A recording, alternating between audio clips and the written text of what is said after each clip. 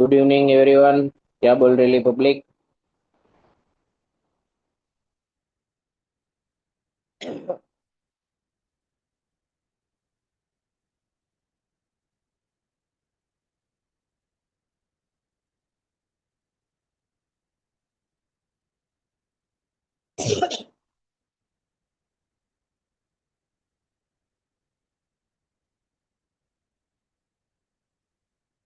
શું બીજા ગ્રુપમાં સેન્ડ કરવું છે ભાઈ?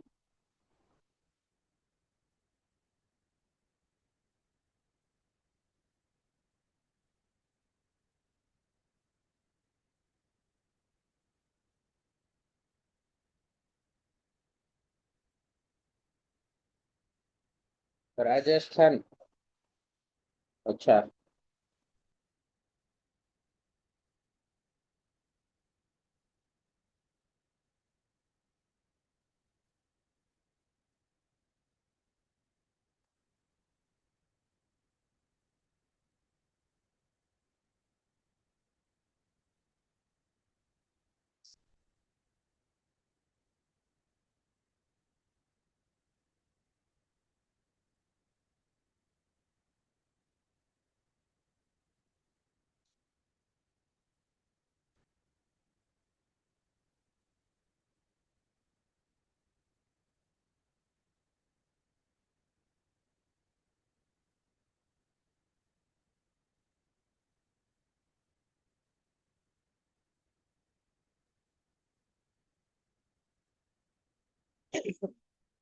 ચલો સ્ટાર્ટ કરીએ આપણે.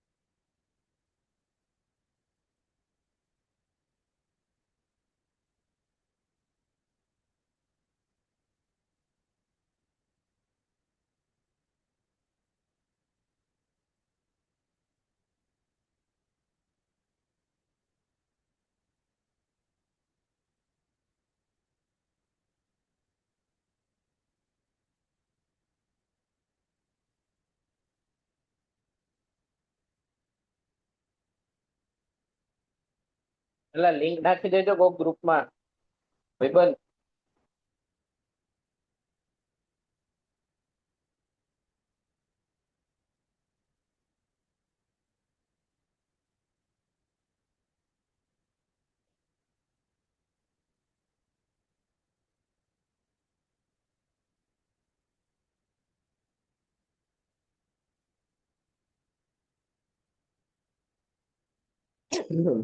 ચલો સ્ટાર્ટ કરીએ આપણે. બે ચાર જણા આવી જાય એટલે.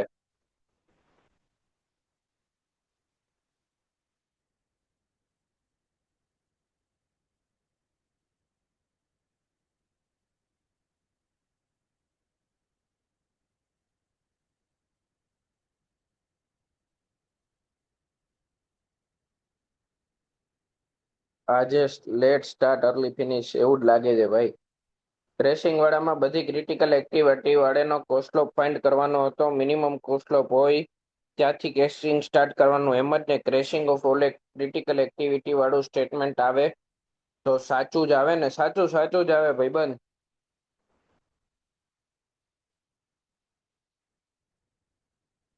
ચેક કરાવી લઉં બેન. બે એમસીક્યુ માં બોલ છે ને 65 અને 47 બે માં ચેક કરાવી લઉં. બહાર નહીં ગયો ભાઈ, સાઈટે ગયો તો. વરસાદ નહીં તો થોડુંક કામ કરાવીએ ને. હમણાં દેવા મળશે તો કઈ નહીં થાય.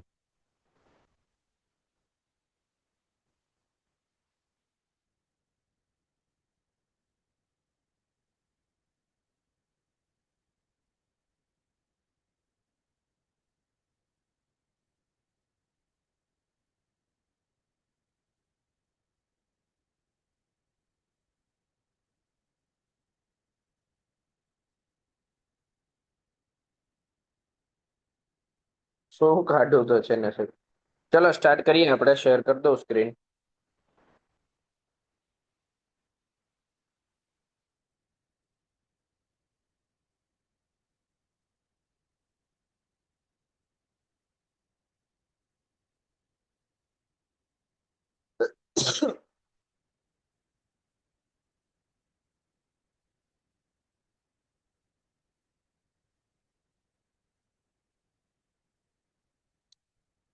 હો જમાઈ ગયું ભાઈ. થોડું થોડું ખાઈ લીધું. નાસ્તો થઈ ગયો એટલે ટેકો થઈ ગયો. હા સીપીએમ પછી ટ્રાન્સપોર્ટ સ્ટાર્ટ કરશું બરાબર.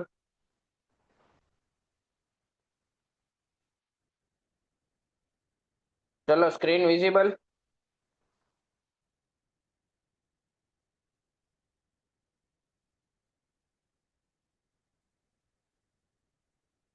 થોડોક નવો ટોપિક લઈ લઈએ તમારો. તમારી ઊંઘ ચડી જાય થોડીક. ઊંઘ ઉડી જાય એટલે.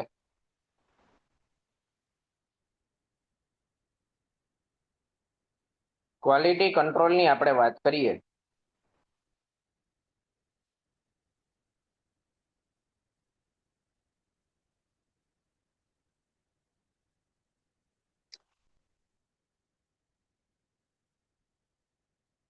રેસ્ટ વાળું વિચારશું. બરાબર અત્યારે આના ઉપર ધ્યાન દઈએ. સૌથી પહેલી વસ્તુ જોઈએ આપણે. તમારા એક્સ્ટ્રા ટોપિકની અંદર આપેલી છે ક્વોલિટી કંટ્રોલ.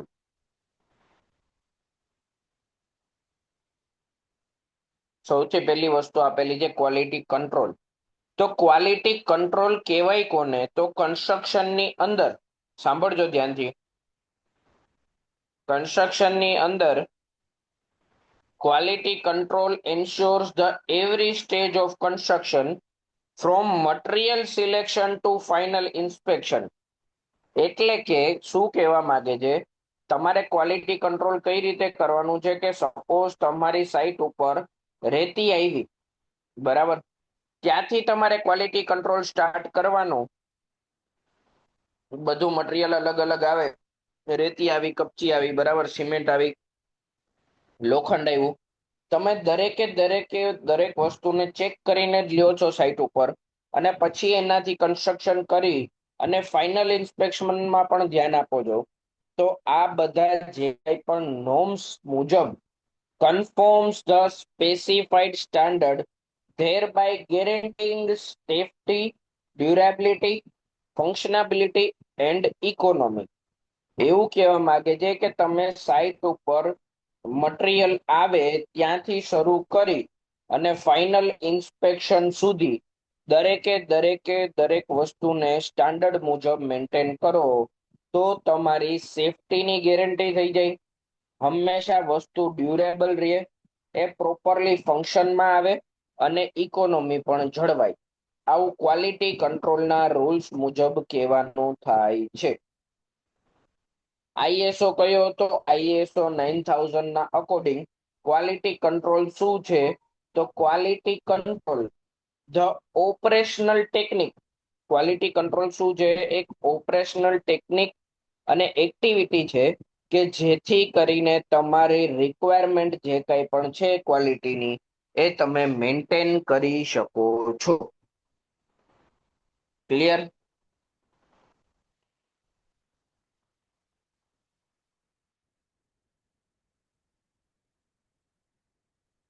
ક્વોલિટી કંટ્રોલની અંદર સિમ્પલ શું કરવાનું છે? તો જે કંઈ પણ મટીરિયલ છે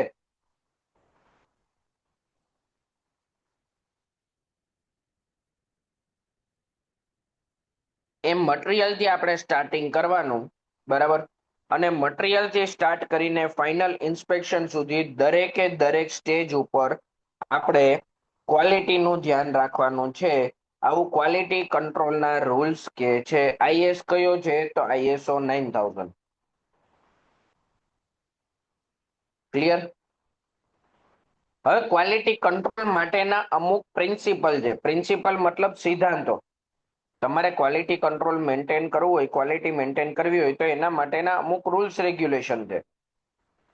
તો શું રેગ્યુલેશન છે? કી પ્રિન્સિપલ શું છે? તો કી પ્રિન્સિપલમાં ક્વોલિટી કંટ્રોલ ના રૂલ્સ એવું કહે છે કે તમે હંમેશા ને હંમેશા પ્રિવેન્ટિવ મેઝર લ્યો કરેક્ટિવ મેઝર લેવા કરતા. Prevention rather than correction. એનો મતલબ શું? તો તમે કોઈ પણ વસ્તુના મેન્યુફેક્ચરિંગમાં ભૂલ કરો અને પછી સુધારો, એના કરતા ભૂલ જ ન થાય એનું ધ્યાન વધારે રાખો.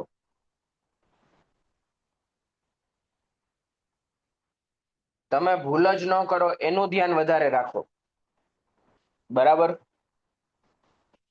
આવું ક્વોલિટી કંટ્રોલના રૂલ્સ કહેવા માંગે છે. એનો પહેલો પ્રિન્સિપલ છે કે તમે કોઈ પણ જગ્યાએ પ્રિવેન્ટિવ મેઝર લ્યો ધેન કરેક્ટિવ મેઝર. એટલે કે તમે જે ભૂલ થઈ એ સુધારો, એના ઉપર ધ્યાન આપવા કરતા ભૂલ જ ન થાય એવું કંઈક કામ કરો. બરાબર. આ એનો પહેલો રૂલ છે.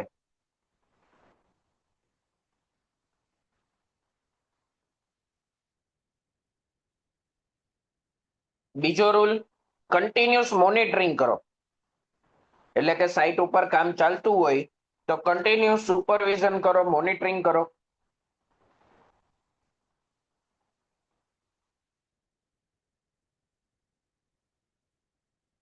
કન્ટિન્યુઅસ સુપરવિઝન અને મોનિટરિંગ કરો કે જેથી કરીને જે કંઈ પણ ભૂલ આવે તમારા ધ્યાનમાં, તો ત્યાં ને ત્યાં એનું ઇમ્પ્રુવમેન્ટ આવી જાય. તમારે એનું પાછળથી જઈને કરેક્શન ના કરવું પડે.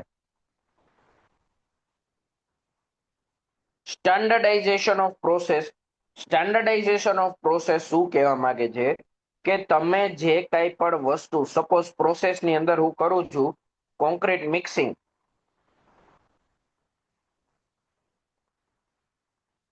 તો કોન્ક્રીટ મિક્સિંગ માટેના આઈએસ કોડની અંદર એની સ્ટાન્ડર્ડ પ્રોસિજર આપેલી છે કે તમે કોન્ક્રીટ મિક્સ કરો કોઈ પણ જગ્યાએ તો આ કોન્ક્રીટ મિક્સિંગ કઈ રીતે આવે? તો મિક્સ ડિઝાઇનના રૂલ મુજબ આવે.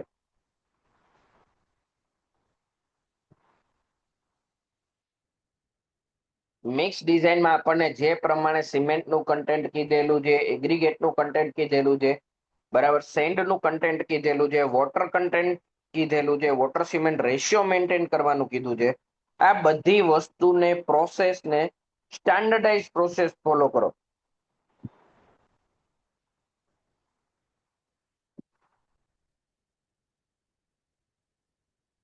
ક્લિયર? એટલે સમજાય છે ને? ઉપરથી નથી જતું ને?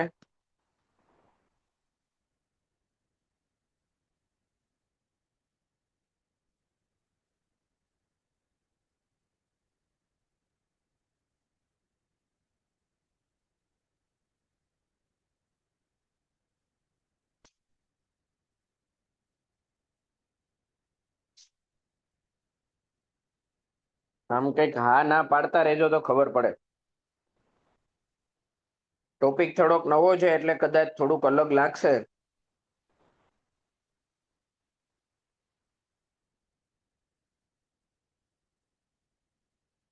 પછી તમે જે કંઈ પણ કામ કરો એનું ડોક્યુમેન્ટેશન રાખો. ડોક્યુમેન્ટેશન રાખવું એનો મતલબ શું થાય? તો તમે એના માટેના કાગળિયા ચોખ્ખા રાખો. ડોક્યુમેન્ટેશનનો મતલબ શું?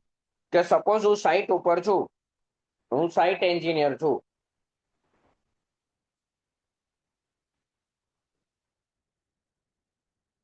તો મારી પાસે સાઇટ એન્જિનિયર તરીકેની સ્ટાન્ડર્ડ પ્રેક્ટિસ હોય, એફક્યુપી પ્લાન હોય, સ્ટાન્ડર્ડ પ્રેક્ટિસ હોય કે ક્વોલિટી પ્લાન કઈ રીતે મેન્ટેન રાખવો.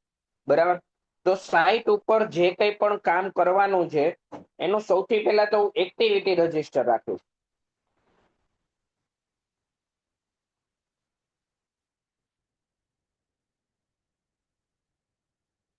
આ એક્ટિવિટી રજીસ્ટર થી શું થાય? કયા દિવસે કયું કામ થયું ને એ તમને ખબર પડે. બરાબર. પછી બીજી વસ્તુ, હું સાઇટ ઉપર કયા દિવસે કેટલું સિમેન્ટનું કન્ઝપ્શન થયું એના માટેના ડોક્યુમેન્ટ્સ પ્રિપેર કરીને રાખીશ. જેથી કરીને મને એની ખબર પડે કે સાઇટ ઉપર આટલા કોન્ક્રીટમાં આટલું સિમેન્ટ યુઝ થયું, તો મને ફ્યુચરનું પ્લાનિંગ એ ખબર પડે અને જે મેં કામ કરેલું છે એની ક્વોલિટી કેવી છે એ પણ ખબર પડે. બરાબર. એટલે કે દરેકે દરેક વસ્તુનું ડોક્યુમેન્ટેશન રાખવાનું. ડોક્યુમેન્ટેશન રાખવાથી ફાયદો શું થાય? ટ્રેસેબિલિટી. ટ્રેસેબિલિટીનો મતલબ કયા ટાઈમે કયું કામ થયું.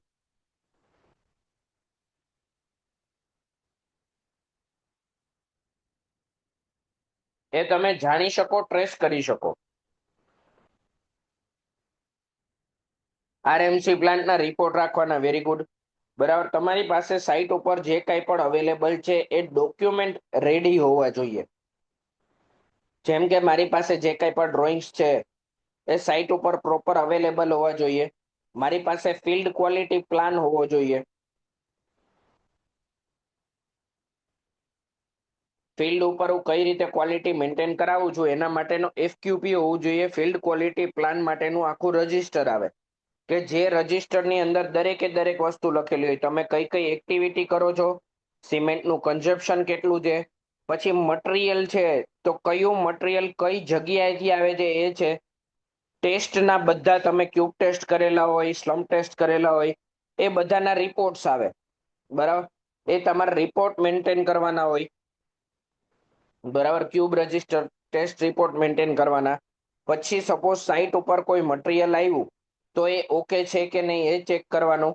પછી સપોઝ સાઇટ ઉપર એક્સકેવેશન કરેલું છે તો તમે કઈ કઈ તારીખે એક્સકેવેશન કર્યું, એના પેગ માર્ક બરાબર હતા કે નહીં, સાઇટ એન્જિનિયરે ચેક કર્યા છે કે નહીં. આ બધે બધી વસ્તુ તમારે આની અંદર ડોક્યુમેન્ટેશનમાં રાખવી પડે છે. બરાબર. એક સિમ્પલ નાનકડું એક્ઝામ્પલ આપું. એફક્યુપી કઈ રીતે હોય. બરાબર.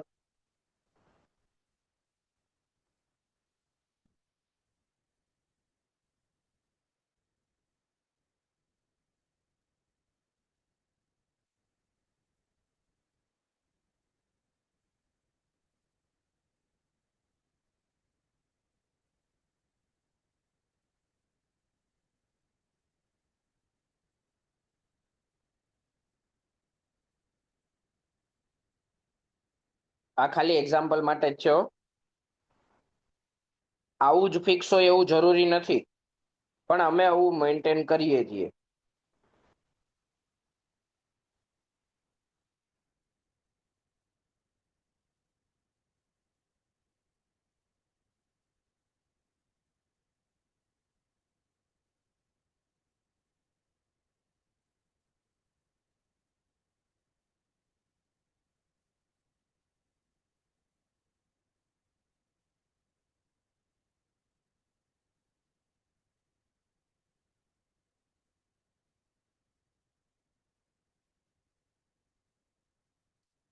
સૌથી પહેલા છે ને આપણે અહીંયા ડેટ લખીએ.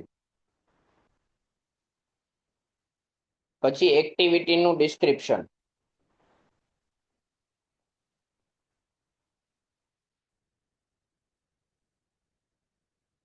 અહીંયા સિગ્નેચર આવે કોન્ટ્રાક્ટરના એન્જિનિયરની.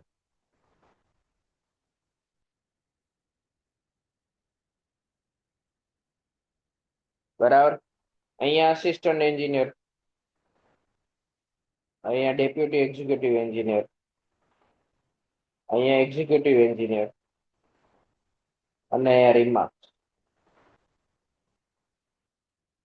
આવી રીતે એક આખું ફિક્સ પ્લાન આવે. બરાબર. તમારે ડેટ વાઇઝ ચાલુ કરવાનો. સપોઝ તમે આજે કામ શરૂ કર્યું તો અહીંયા લખવાનું કે 4/8/2026 કામ શરૂ કર્યું. શું કામ કર્યું? તો લાઈન આઉટ આપી.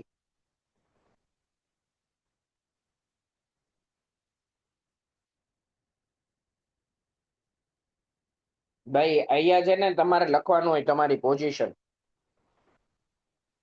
અહીંયા એ ઇન ડબલ એ બંને જાતે ભેગા જ હોય. આ એકચ્યુઅલ પોસ્ટ કોની? સેક્શન ઓફિસરની.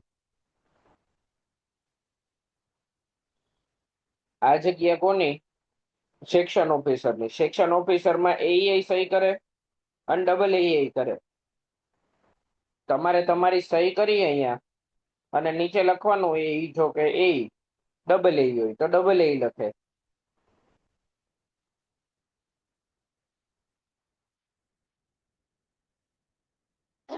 સાઇટ ઓર્ડર બુક અલગ વસ્તુ છે. એમ તો હું એમ કહું કે આમાં સુપરિન્ટેન્ડિંગ એન્જિનિયર ક્યાં ગયા? તો એવું ન હોય, એ એક્ઝિક્યુટિવ ભેગી સહી કરી દે. એને ખબર હે આપણે ક્યાં લેવલ ભેગું થાય. ત્યાં કરી દે સહી, નીચે લખી દે એસી.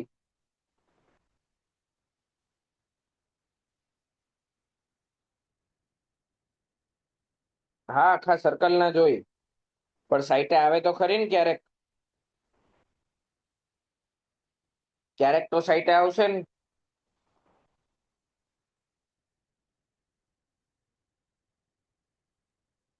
આ વસ્તુ કોના માટે છે? આ વસ્તુ કોના માટે છે? આપણા માટે છે હો આ વસ્તુ. સપોઝ કે આ કામ ચાલ્યું, બરાબર. 12મા મહિનાની 12મી તારીખે સપોઝ 2026માં સાઈટ ઉપર કંઈક કામ ચાલતું હતું, બરાબર. તમે સાઈટ ઉપર હાજર હતા, કોન્ટ્રાક્ટર સહી હાજર હતા, ડેપ્યુટી હાજર હતા, એક્ઝિક્યુટિવ હાજર હતા. સપોઝ તમારા સુપરિન્ટેન્ડિંગ એન્જિનિયર હાજર હતા, એસી સાહેબ, બરાબર. હવે આનાથી આપણને શું ફાયદો થાય? હું તો આપણા ફાયદાનું વિચારું. આપણે સાઈટ એન્જિનિયર છીએ, તો આપણે એક જ કામ કરાય. આ રજીસ્ટર લઈને આમની સહી લઈ લેવાય આમાં.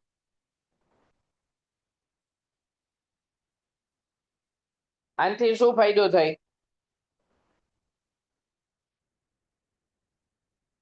આનાથી શું ફાયદો થાય આમની સહી હોય તો?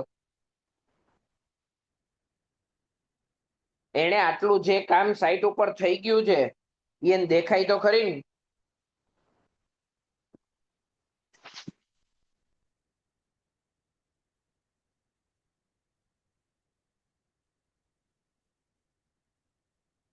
આમની સહી હોય તો આરે હમણાં સાઈટ ઉપર વિઝિટ કરેલી છે, બરાબર. આપણી જવાબદારી થોડીક ઓછી થઈ જાય. જવાબદારી તો એટલી જ રહે, પણ રિસ્ક ઓછું થઈ જાય.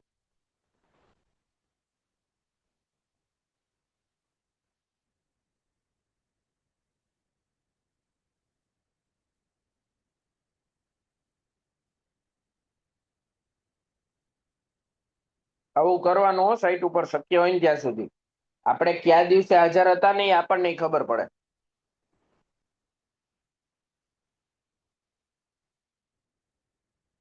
આપણી હાજરીમાં કેટલું કામ થયું એનું આ એવિડન્સ ઊભું થઈ જાય. અને પછીનો જ પોઈન્ટ છે જો અકાઉન્ટેબિલિટી. એટલે કે જેની જવાબદારીમાં જે આવતું હતું એને ચેક કરેલું છે ને, આ તમે રજીસ્ટર મેન્ટેન કરો એટલે એ ફિક્સ થઈ જાય. કન્ટિન્યુઅસ ઇમ્પ્રુવમેન્ટ કરતું રહેવાનું. જે કંઈ પણ સ્ટાન્ડર્ડ છે એની સાથે કમ્પ્લાયન્સ રાખવાનું. કમ્પ્લાયન્સ મતલબ કે જે કંઈ પણ એની અંદર સુધારા વધારા હોય એ કરતા રહેવાના. અને કસ્ટમર ફોકસ્ડ ક્વોલિટી, એટલે કે આપણે કન્સ્ટ્રક્શન એવું કરવાનું કે ભવિષ્યમાં આપણને માણસો યાદ કરે, ફરિયાદ ન કરે. બરાબર. તો સૌથી પહેલું આપણે સાઈટ ઉપર પ્લાનિંગ કરીએ કોના માટેનું.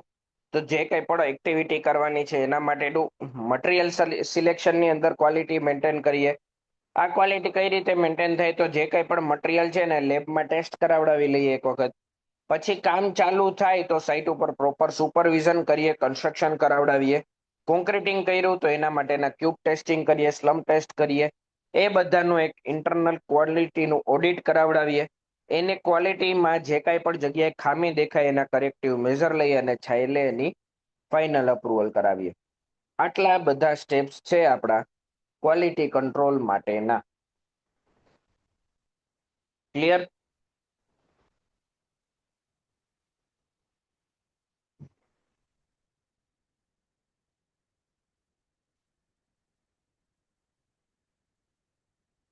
હવે સાઈટ ઉપર કઈ જાતની ક્વોલિટીની અંદર ઇસ્યુ આવતો હોય, કોમન સાઈડના ડિફેક્ટ્સ ક્યાં ક્યાં છે? બરાબર. આ તમને બીજા ઘણા બધા સબ્જેક્ટમાં લગભગ આવશે જ આ બધી વસ્તુ. હની કોમ્બિંગ બિલ્ડિંગ મટીરિયલમાં જોયું જશે તમે. કમ્પેક્શન પ્રોપર ના કરેલું હોય તમે સાઈટ ઉપર, બરાબર. કોન્ક્રીટ પ્રોપરલી પ્લેસ ના થયો હોય એટલે વચ્ચે વચ્ચે ક્યાંક જગ્યા રહી જાય. કોન્ક્રીટમાં ક્યાંક વચ્ચે વચ્ચે જગ્યા રહી જાય. આને શું કહેવામાં આવે? હનીકોમ્બિંગ કહેવામાં આવે. આ હનીકોમ્બિંગ ન થાય એના માટે શું કરવાનું? તો પ્રોપર વાઇબ્રેશન કરવાનું, કોમ્પેક્શન કરવાનું અને યુનિફોર્મ કોન્ક્રીટ પ્લેસ થાય એના માટે આપણે જે કાંઈ પણ પ્રિવેન્ટિવ મેઝર લેવા પડે એ લેવાના. ક્લિયર? સૌથી પહેલી સાઇટની ડિફેક્ટ છે હનીકોમ્બિંગ. સેકન્ડ છે સેગ્રીગેશન. સેગ્રીગેશન એટલે કે તમારું કોન્ક્રીટ છે એ અલગ અલગ પાર્ટમાં છૂટું પડી જાય. ઇમ્પ્રોપર મિક્સિંગ, પ્રપોર્શનેટ ઓર એક્સેસિવ હેન્ડલિંગ. બરાબર, તમે બહુ ઊંચેથી કોન્ક્રીટ નાખતા હો તો રેતી અલગ થઈ જાય, કપચી અલગ થઈ જાય, સિમેન્ટની દરેડો અલગ થઈ જાય. બરાબર, આ વસ્તુ ન થાય એના માટે આપણે પ્રોપર મિક્સ ડિઝાઇનને યુઝ કરશું. કોન્ક્રીટને શાંતિથી કેરફુલી હેન્ડલ કરશું. આપણે ક્રાઇટેરિયા છે ને પેલો 1.5 મીટરની હાઈટ થી ફોલ કરાવડાવીએ આપણે કોન્ક્રીટનું. આનું ધ્યાન રાખવાનું કે કોન્ક્રીટ છે એ પ્રોપર હાઈટ થી જ પડે. આપણે કોલમમાં લગભગ બધી જગ્યાએ એવું જોવા મળે. આખી પ્લાય મારી હોય ને ચારે બાજુ ઉપરથી કોન્ક્રીટ નાખતા હોય એટલે જેવા પાટિયા ખુલે ને એટલે નીચે હની કોમ્બિંગ ને સેગ્રીગેશન દેખાય. કોલમ ભરાઈ છે કોઈએ?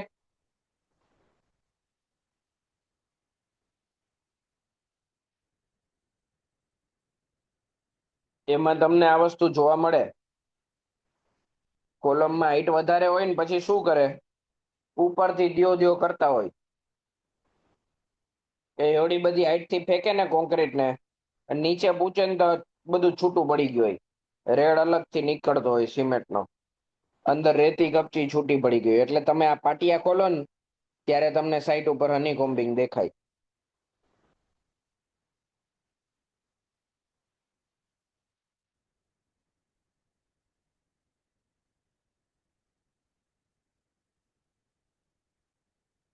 જો વાઇબ્રેશનમાં વસ્તુ કેવી છે, વાઇબ્રેટર ઓછું યુઝ કરતા હોય અને થોડીક બીક લાગતી હોય કે પાટિયા ખોલી જાય ને તો બધું કોન્ક્રીટ ઢોળાય.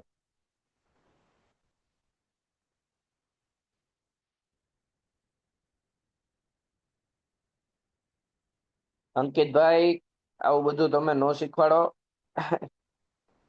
ડુગ્ગો મારવા વાળું અહીંયા આવજો તમે સાઈટ ઉપર પછી ખબર પડશે.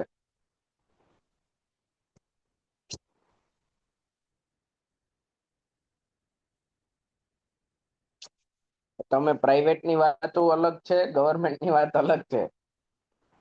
તમે હજી તો પહોંચો ને તો 10 કોન્ક્રીટ ભરાઈ ગયા હોય કોલમ.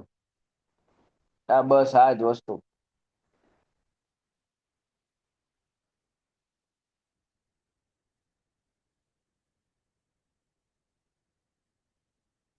બતાવીએ ફોટો બધાને.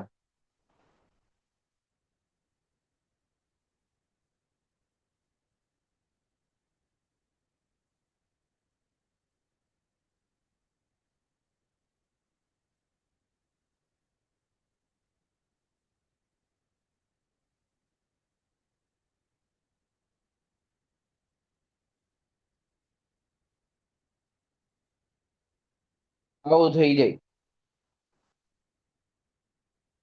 આમાં કોન્ક્રીટ ખરાબ છે એવું ના કહી શકાય, વર્કમેનશિપ ખરાબ છે. આમાં ઇશ્યુ કોન્ક્રીટ નો છે જ નહીં. ઇશ્યુ શેનો છે? વર્કમેનશિપ નો છે.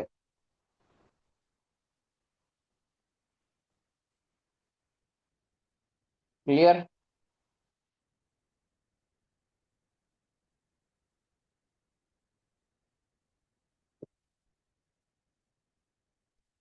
ચલો પછી આગળ વધીએ આપણે.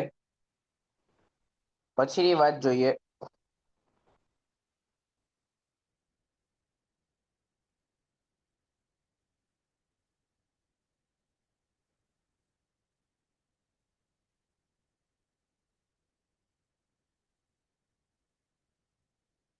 ક્યાંય તો કોલમ તૂટે બૂટે નહીં ભાઈ. પ્રદીપભાઈ, કોલમ તોડીને કરવા વાળી વાત ખોટી. પછી ટચિંગ જ થાય ખાલી.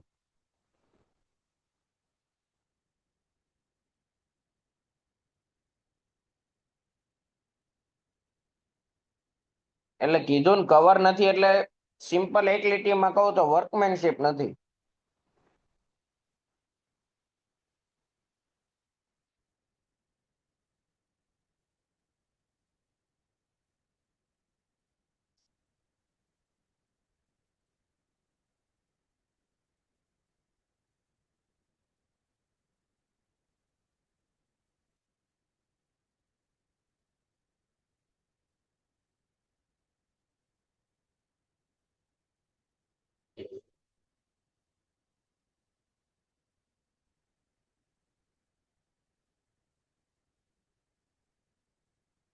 એટલે આવું બધું તો બહુ ફાવે. તમે સાઈટ ઉપર જવાના હો ને એની પહેલા તો આવું બધું તમને કઈ જોવા જ ન મળે. એની પહેલા છે ને એકદમ તેજ માલ બનાવી અને પરફેક્ટ છે ને એવું ટચિંગ કરી ને માથે ગુણ ભૂસી દે એટલે તમને ખબર જ ન પડે. જરાક જરાક આઈડિયા આવી જાય.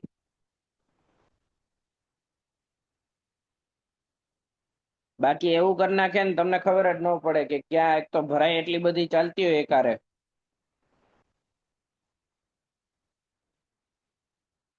ચલો બ્લીડિંગ ની આપણે વાત કરીએ.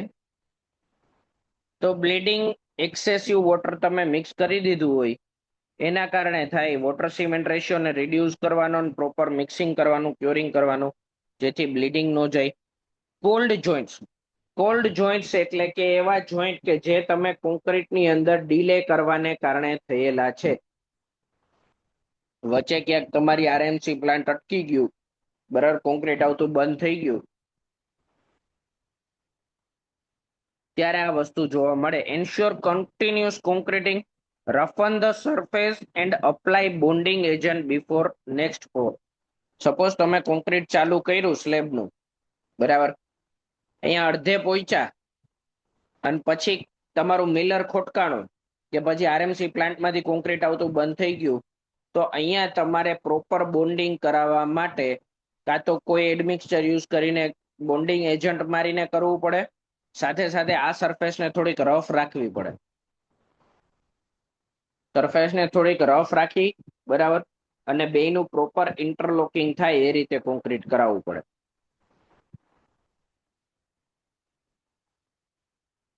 પછી આવે plastic shrinkage cracks, rapid evaporation of water from concrete surface. કોન્ક્રીટની સરફેસમાંથી એકદમ ઝડપી ઇવાપરેશન થઈ જાય ત્યારે આ ટાઈપની ક્રેક્સ જોવા મળે. આના માટે તમારે શું કરવાનું? પ્રોપર ક્યોરિંગ કરવાનું, પ્રોપર યુઝ મિક્સ કરવાનો, કવર પ્રોપર પ્રોવાઈડ કરવાનું જેથી કરીને ઇવાપરેશન ન થાય સરફેસ ઉપરથી. રેન્ફોર્સમેન્ટ એક્સપોઝર હમણાં જ જોયું આપણે તાજું. પ્રોપર કવર પ્રોપર મેન્ટેન ના કરેલું એના કારણે થાય. તો એના માટે આપણે કવરના બ્લોક્સ પ્રોવાઈડ કરવાના સાઇટ ઉપર અને કરેક્ટ પ્લેસમેન્ટ ઓફ રેન્ફોર્સમેન્ટ કરવાનું. પછી ફોર્મવર્કમાંથી લીકેજ થતું હોય એટલે કે ફોર્મવર્કના જોઈન્ટ્સ એવા ટાઈટ ન હોય, બરાબર, પ્રોપર ન કરેલું હોય, સિકંજા ન માર્યા હોય, ત્યારે આ વસ્તુ જોવા મળે. તો તમારે જોઈન્ટ્સને પ્રોપર સીલ કરી દેવાના અને વોટરપ્રૂફ ટેપ મારવાની. આવું તો બધું કોઈ કરતું નથી, પ્રાઇવેટ સાઇટમાં જોવા મળે, બાકી ગવર્મેન્ટમાં આ વસ્તુ શક્યતા થોડીક ઓછી. એફ્લોરન્સિસ. તો એફ્લોરન્સ એટલે કે જ્યારે ક્યાંય પણ સોલ્યુબલ સોલ્ટ્સ અને મોઇસ્ચર અવેલેબલ હોય ત્યારે એફ્લોરન્સિસ થાય. Provide the waterproofing, ensure the proper drainage and good quality materials.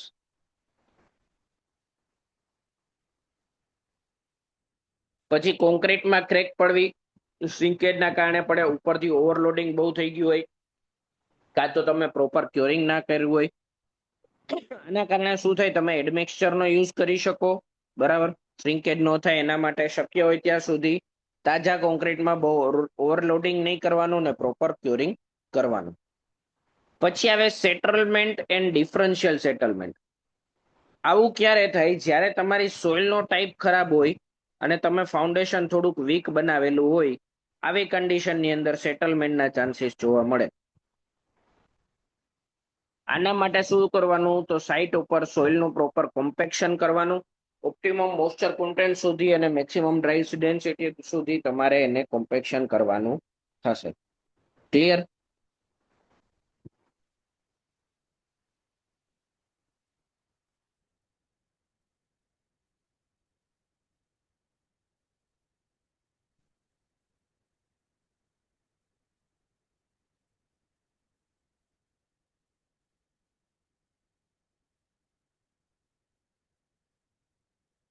પછી ટર્મ આવે છે આપણી પ્રોડક્ટિવિટી. તો પ્રોડક્ટિવિટી કોને કહેવામાં આવે? ફાઉન્ડેશન કમ્પ્લીટ છે ને સર, ફાયર પછી વોલમાં ક્રેક આવે તો શું હોઈ શકે? તો એના માટે પહેલો ક્વેશ્ચન એ કે સ્ટ્રક્ચર કેવું છે, લોડ બેરિંગ છે કે ફ્રેમ છે?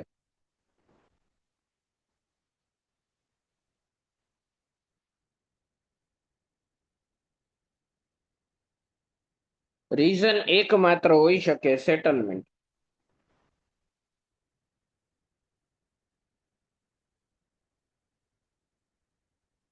કમ્બાઈન જે એનો મતલબ એવો કે તમારી નીચેની બાજુએ લોડિંગના કારણે કે પછી અર્થક્વેકની કે એની કોઈ ઇફેક્ટના કારણે આવું જોવા મળે તમને ઘણી બધી જગ્યાએ. તમારી દિવાલ હોય ને એ દિવાલ પરફેક્ટ હોય,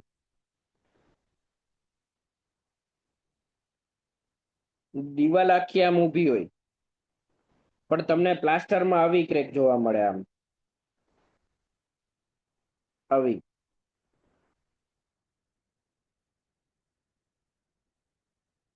આનું મેઇન રીઝન શું? સેટલમેન્ટ.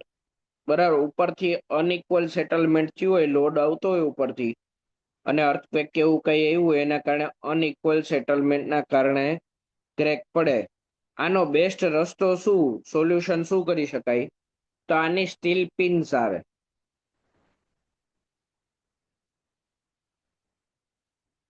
સોલ્યુશનો, ઉપરનું પ્લાસ્ટર ઉખેડી નાખવાનું આખું, પછી તમારા જે પથ્થર હોય ને લોડ બેરિંગ,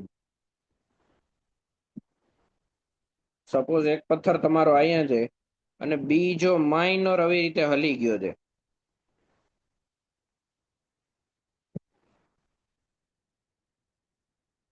તો આવી રીતે અહીંયા સ્ટીલ પિન મારી દેવાની.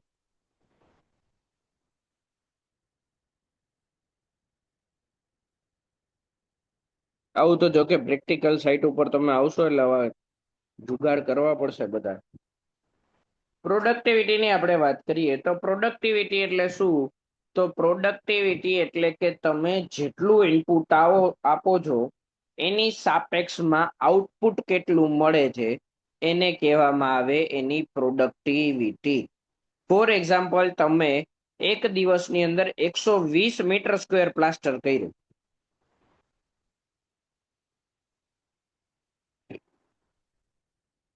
સાઇટ ઉપર તમે 120 મીટર સ્ક્વેર પ્લાસ્ટર કર્યું અને 6 માણસોએ ભેગા મળીને કર્યું, તો પ્રોડક્ટિવિટી કહેવાય 120/6, એટલે 20 મીટર સ્ક્વેર પર વર્કર પર ડે. ક્લિયર?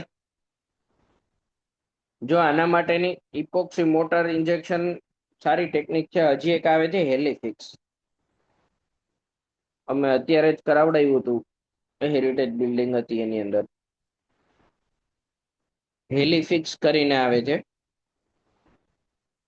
આ ઇપોક્સી મોટર ઇન્જેક્શન જેવું જ છે, પણ આમાં ગેરંટી પીરિયડ હોય.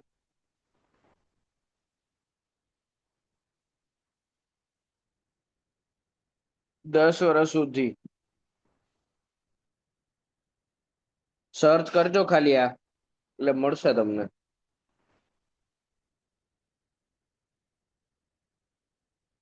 ઓપરેશનલ કોસ્ટ એટલે કે તમારે કોઈ પણ ઇક્વિપમેન્ટને યુઝ કરવા માટે પ્રોડક્ટ છે એલિફિક્સ. આ પ્રોડક્ટ છે,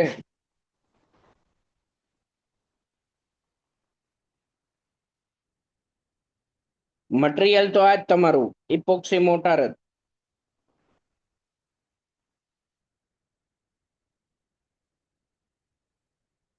ઓપરેશનલ કોસ્ટ એટલે કે તમારે કોઈ પણ ઇક્વિપમેન્ટને યુઝ કરવા માટે જે કાંઈ પણ ખર્ચો લાગે એને કહેવામાં આવે ઓપરેશનલ કોસ્ટ, જેની અંદર બે ટાઈપના આવે. એક ઓપરેટિંગ કોસ્ટ આવે અને એક ફિક્સ કોસ્ટ આવે. ફિક્સ કોસ્ટ એટલે કે દિવસે દિવસે તમારું મશીન કોઈ પણ છે ઘસાતું જાય, ડેપ્રિશિએટ થાય. તમે લીધું હોય તો એનો વ્યાજે લીધું હોય તો વ્યાજ ચડતું જાય. ઇન્સ્યોરન્સના પૈસા, ટેક્સના પૈસા, આ બધી વસ્તુ ફિક્સ કોસ્ટની અંદર આવે. ઓપરેટિંગ કોસ્ટની આપણે વાત કરીએ તો સૌથી પહેલું ફ્યુલ, બરાબર. એની અંદર ઓઇલ પાણી કરવું પડે, લુબ્રિકેશન, થોડા થોડા ટાઈમે રિપેરિંગ કરાવવું પડે. ઓપરેટર જે ગાડી ચલાવતો હોય, સપોઝ જેસીબી છે તમારી પાસે, ચલાવતો એને આપણે ડેઈલી વેજીસ આપવા પડે, મેન્ટેનન્સ કરાવવું પડે. એટલે કે તમારો operational cost is equals to fixed cost plus operating cost. Clear? હા, બસ આવી જ ટાઈપનું આવે હેલિફિક્સ.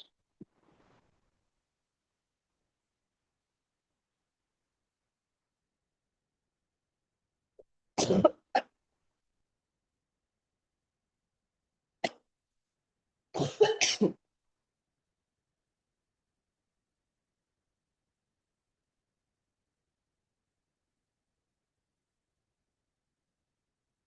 જોઈએ આપણે labour safety and welfare. Labour safety and welfare ની અંદર શું છે? સિમ્પલ. તો તમારા જે કંઈ પણ સાઇટ ઉપર લેબર્સ અવેલેબલ છે, બરાબર, એમની સેફટી માટે જે કંઈ પણ સાઇટ ઉપર એક્સિડન્ટ થાય છે, ઇન્જરીઝ થાય છે કન્સ્ટ્રક્શન સાઇટ ઉપર, એના માટે આપણે લેબર સેફટીનો યુઝ કરીએ છીએ. લેબર સેફટી ટર્મ શું કામ પિક્ચરમાં આવી?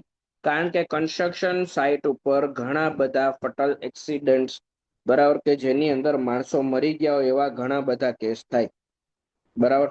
અને સ્પેશિયલી અમારા કેસની અંદર ઇલેક્ટ્રિકલની અંદર,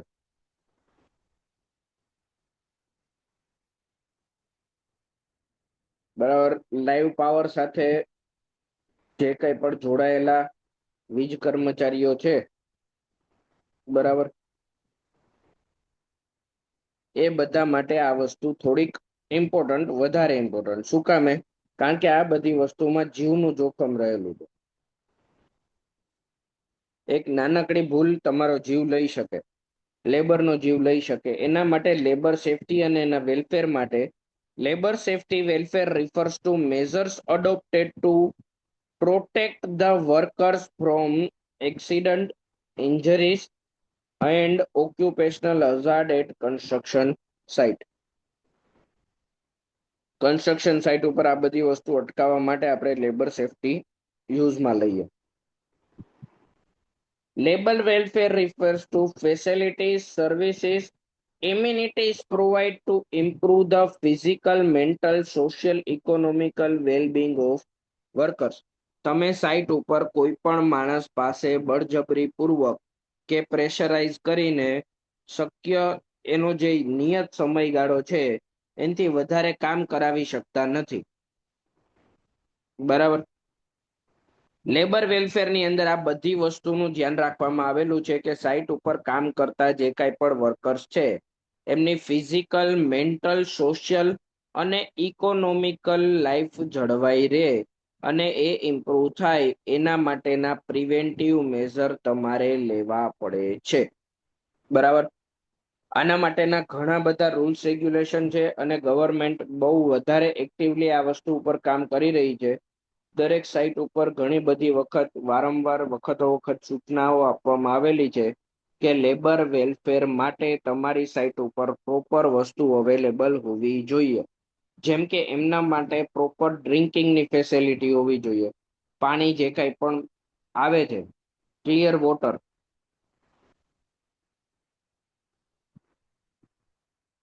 એની તમારે એના માટે સાઇટ ઉપર જોગવાઈ હોવી જોઈએ. એમના રહેવા માટે લેબર કોલોનીઝ પ્રોપર ડેવલપ થયેલી હોવું જોઈએ. લેબર માટેનું પ્રોપર ઇન્સ્યોરન્સ લીધેલું હોવું જોઈએ. પર આવી બધી ઘણી બધી વસ્તુ છે કે જે સાઇટ ઉપર થતી હોવી ફરજિયાત છે. હવે રૂલ્સ રેગ્યુલેશન ધીમે ધીમે આના માટે બહુ કડક થતા જાય છે. અને આપણે ગવર્મેન્ટમાં આવીએ તો એનો મતલબ એવો નથી કે આપણે છૂટી જાય જે હોય કોન્ટ્રાક્ટર ને, એવું નથી. આપણે પ્રિન્સિપલ એમ્પ્લોયર કહેવાઈએ. આપણે એને કામ આપ્યું કોન્ટ્રાક્ટરને એટલે કોન્ટ્રાક્ટર એ લેબર પાસે કામ કરાવે છે. તો કોન્ટ્રાક્ટર કદાચ છટકી જાય તો વારો આપણો ચડે, બરાબર.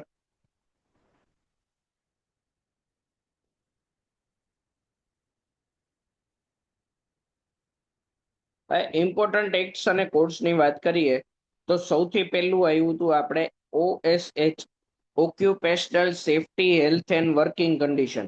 એના માટે 2020 નો કોડ ઇમ્પોર્ટન્ટ. પછી બિલ્ડિંગ અને અધર કન્સ્ટ્રક્શન એક્ટિવિટી માટેનો 1996 નો regulations of employment and condition of service 1996 ની અંદર. પછી NBC આપણો national building code of India, જેની અંદર ફાયરના સેફટીના ક્રાઇટેરિયા, લાઈફ સેફટીના ક્રાઇટેરિયા, બિલ્ડિંગ કન્સ્ટ્રક્શનની સેફટીની રિક્વાયરમેન્ટ્સ, આ બધી વસ્તુ આપેલી હોય.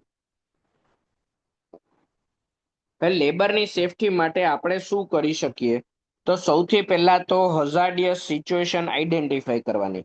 કઈ એવી જગ્યાઓ છે કે જ્યાં હઝાર્ડ થઈ શકે એમ છે.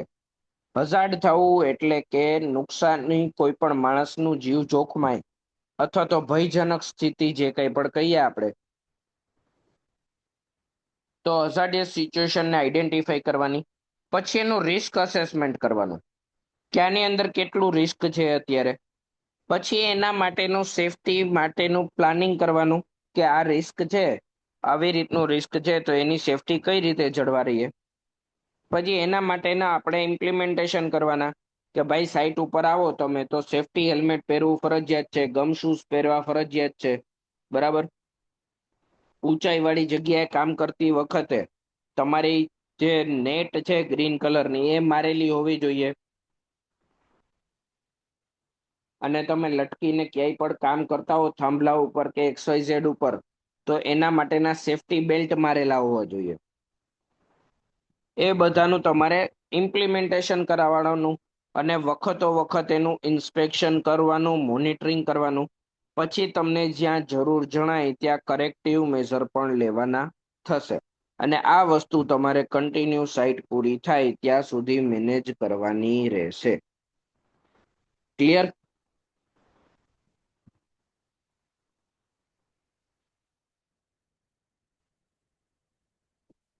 અને એક અંગત સલાહ, બરાબર, તમને મારા તરફથી, ભણવામાં આપણે આવે કે ન આવે એ વસ્તુ નહીં, પણ તમે કોઈ પણ સાઈટ ઉપર, સપોઝ તમને XYZ કોઈ પણ સાઈટ સોંપવામાં આવી કે આ સાઈટ તમારી અંડરમાં ચાલશે, એવું તમને પ્રોપરલી ઇન્સ્ટ્રક્શન આપવામાં આવે, તો સાઈટ ઉપર જઈએ ત્યારે સૌથી પહેલું કામ શું કરવાનું?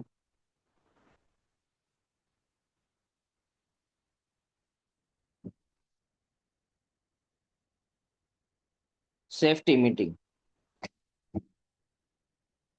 આ સેફટી મીટિંગ કઈ રીતે?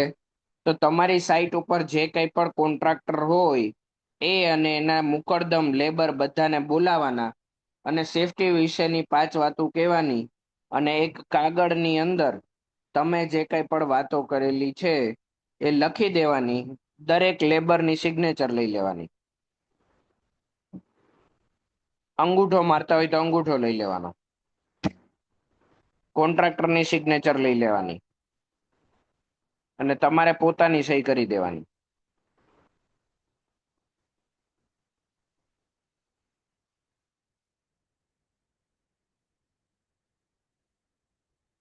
કોન્ટ્રાક્ટરને કહી દેવાનું ચા પાણી મગાવો. ચાય પે ચર્ચા કરતા કરતા સેફટી મીટિંગ કરી લેવાની. આ વસ્તુ ક્યારે જ કામમાં આવે? જ્યારે કોઈ એક્સિડન્ટ થાય ને ત્યારે. બ્લેન્ક પેજ ઉપર બધું લખી લેવાનું, કે ભાઈ આજ રોજ તારીખ 4 ઓગસ્ટ 2026 ના રોજ આ કામ, વર્ક ઓર્ડર નો નંબર, આ તારીખે શાંતિપૂર્ણ વાતાવરણની અંદર આ એજન્સી અને એના લેબર સાથે સેફટી મીટિંગ નું આયોજન કરવામાં આવેલ છે, જે અંતર્ગત લેબર કોન્ટ્રાક્ટર ફલાણા ભાઈ અને સાઈટ એન્જિનિયર ફલાણા ભાઈ ને આ સેફટી માટેની સૂચનાઓ આપેલ છે, તથા એના તકેદારીના દરેક સૂચનો પાઠવેલ છે.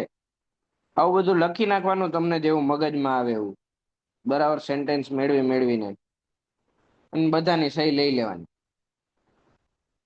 આવું 2-3 મહિને કરવાનું. હવે આવું કરવાનો મેઇન પર્પઝ શું? આવું કરશો ને એટલે કોન્ટ્રાક્ટર સેફટી નું ધ્યાન રાખવા માંડશે જાતે જાતે.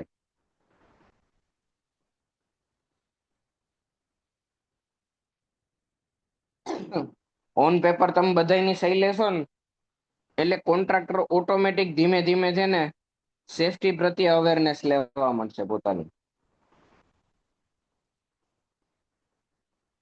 આવું અમે 2-3 વાર કર્યું ને તો કોન્ટ્રાક્ટર ખબર નહીં ક્યાંથી પેલા શું કહેવાય, સેફટી ના હેલ્મેટ લઈ આવ્યા.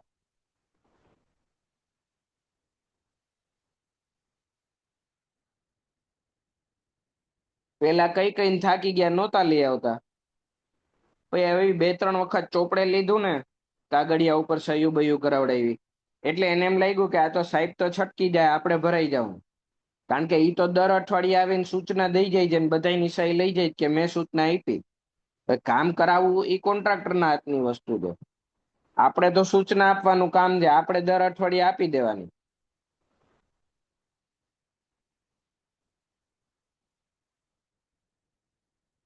ઇન્સ્યોરન્સ કંપની ભાઈબંધ, લેબર ઇન્સ્યોરન્સ લીધેલા હોય ને, કોઈ પણ એક્સિડન્ટ થાય તો એ લેબર ઇન્સ્યોરન્સ ની અંદર આવે. હું એમ કઉ છું કે 100-150 વાળા હેલ્મેટ લઈ તો આવ્યા ને, જેવા લાવે એવા. શરૂઆત તો થઈ ને, પછી ધીમે ધીમે સુધારશું વધારે. આપણે થોડુંક સ્ટ્રીક રહેવાનું એટલે ધીમે ધીમે સુધરી જાય.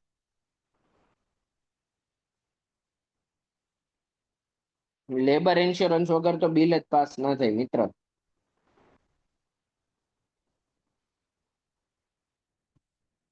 એટલે ઇન્સ્યોરન્સ તો લીધેલો જોઈ કોન્ટ્રાક્ટરે.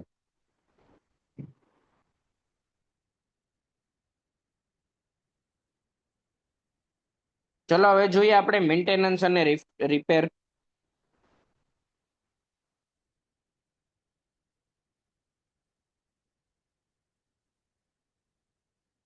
મેન્ટેનન્સ અને રિપેર ની વાત કરીએ તો મેન્ટેનન્સ એક તમારી રૂટીન પ્રોસીજર છે કે જે તમારું પ્રિવેન્ટિવ વર્ક, તમે જે કંઈ પણ કામ કરો છો બિલ્ડિંગના, એ સેફલી ચાલે, ફંક્શનલ ચાલે, સર્વિસેબલ કન્ડિશનમાં રહીએ કાયમી માટે throughout its design life. એના માટે આપણે કોઈ પણ વસ્તુ, બિલ્ડિંગ હોય કે પછી ઇક્વિપમેન્ટ હોય, મેન્ટેનન્સ કરવું જરૂરી છે. બરાબર. કેવું મેન્ટેનન્સ કરવાનું તો એના આપણે અલગ ટાઈપ જોશું, પણ રૂટીન અને પ્રિવેન્ટિવ વર્કની અંદર આ વસ્તુ કરવામાં આવે. પછી આવે રિપેર. રિપેર એટલે કે બગડેલી વસ્તુને, ડેમેજ વસ્તુ, ડિટોરિએટેડ વસ્તુ, ડિટોરિએટેડ એટલે કે ખવાઈ ગયેલી, જે કાંઈ પણ સ્ટ્રક્ચર છે એની ઓરિજિનલ સ્ટ્રેન્થ અને સ્ટેબિલિટી પાછી લઈ આવી. આને કહેવાય repairing. Maintenance prevents the defect whereas repair rectifies the defect and to they occur. Maintenance ની શું થાય? ડિફેક્ટ આવે જ નહીં. તમે ગાડીની પ્રોપર સર્વિસ કરાવડાવતો હોય કાયમી અમુક અમુક કિલોમીટર ઉપર, તો તમારી ગાડી બગડશે જ નહીં. આને કહેવાય પ્રોપર મેન્ટેનન્સ કર્યું. પણ તમે એવું કરો કે બગડે નહીં ત્યાં સુધી રિપેર જ નથી કરાવી, બગડે હોય ત્યાં સુધી તમે મેન્ટેનન્સ જ ન કરાવો, તો એ વસ્તુ આવે રિપેર ની અંદર. ક્લિયર? ટાઈપ્સ ઓફ રિપેર 3 ટાઈપના આવે ટાઈપ્સ. પેલું આવે કોસ્મેટિક રિપેર. કોસ્મેટિક એટલે દેખાવનું. બરાબર. તમે સાઈટ ઉપર ઉપરની બાજુ પેન્ટિંગ કરી નાખ્યું, બરાબર, ટાઇલ તૂટી ગઈ હતી તો બદલી નાખી, પ્લાસ્ટર થોડુંક ઉખડી ગયું હતું તો એને પાછું પ્લાસ્ટર મારી દીધું. આ બધા બાહ્ય દેખાવ સુધારવા માટેના મેન્ટેનન્સ રિપેરિંગ છે, જેને કહેવામાં આવે છે કોસ્મેટિક રિપેરિંગ. બરાબર. બીજો ટાઈપ આવે આપણો સ્ટ્રક્ચરલ રિપેરિંગ. સ્ટ્રક્ચરલ રિપેરિંગ એટલે કે એની અંદર તમારી બીમની સ્ટ્રેન્થ, કોલમને રિપેર કર્યો, તમે સ્લેબને રિપેર કર્યો, ફાઉન્ડેશનને રિપેર કર્યો, તો આ બધી વસ્તુ આવે આપણા સ્ટ્રક્ચરલ રિપેરિંગની અંદર.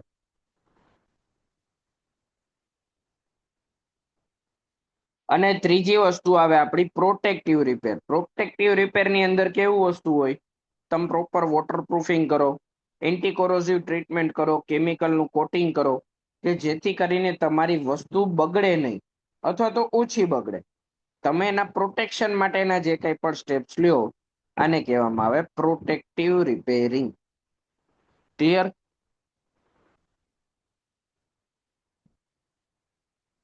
હવે જોઈએ આપણે ટાઈપ્સ ઓફ મેન્ટેનન્સ. મેન્ટેનન્સ કઈ કઈ રીતે કરવામાં આવે. તો સૌથી પહેલું મેન્ટેનન્સ આવે આપણું રૂટીન મેન્ટેનન્સ.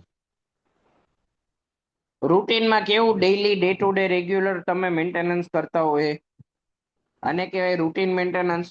તમારી જે કંઈ પણ ડ્રેન્સ છે એને ક્લિયર કરવાની હોય, બરાબર, બલ્બ રિપેરિંગ કરવા, એક્સેટ્રા, આવા બધા ઘણા બધા રૂટીન મેન્ટેનન્સ હોય.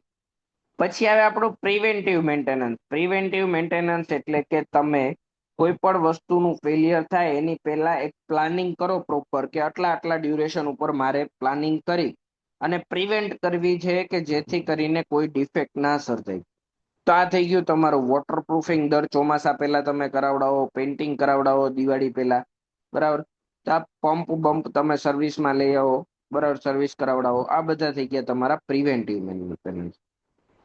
પછી આવે પ્રિડિક્ટિવ મેન્ટેનન્સ. પ્રિડિક્ટિવ એટલે કે તમને એવી શંકા જાય, પ્રિડિક્ટ કરો, તમે ધારણા બાંધો, એના ઉપરથી તમે મેન્ટેનન્સ કરાવડાવો. હવે આ વસ્તુ ક્યારે શક્ય બને? જ્યારે તમે એનું પ્રોપર મોનિટરિંગ કરતા હો. તમે ગાડીનો અવાજ બદલી ગયો, તમને એવું લાગે છે કે કઈક લોચો છે, તો ત્યારે તમે જે મેન્ટેનન્સ કરાવડાવો એને કહેવાય પ્રિડિક્ટિવ મેન્ટેનન્સ. આમાંથી એમસીક્યુ કઈ રીતે પૂછાય? તો આ ડાયરેક્ટ એમસીક્યુ પૂછાય કે નીચેનામાંથી કયો ટાઈપ મેન્ટેનન્સ નો નથી, અથવા તો આ મેન્ટેનન્સ ની અંદર કઈ વસ્તુ કવર થાય, એનું એક્ઝામ્પલ એકાદું આપી દે ને આ એમ પૂછે કે આ કયું મેન્ટેનન્સ કહેવાય. બરાબર, એવા ઘણા બધા ટાઈપના ક્વેશ્ચન બની શકે. બરાબર. તો પ્રિડિક્ટિવ મેન્ટેનન્સ ની અંદર સપોઝ તમે ક્રેક પડી ગઈ છે કોઈ જગ્યાએ, તો તમે એનું પ્રોપર મોનિટરિંગ કરો સેન્સર લગાડીને, તો આને કહેવાય પ્રિડિક્ટિવ મેન્ટેનન્સ. પછી આવે કરેક્ટિવ મેન્ટેનન્સ. કરેક્ટિવ એટલે કે જે થવાનું હતું એ થઈ ગયું, હવે તમે એને સુધારો છો. Repair after the defect is identified. તમને ડિફેક્ટ ખબર પડી ગઈ,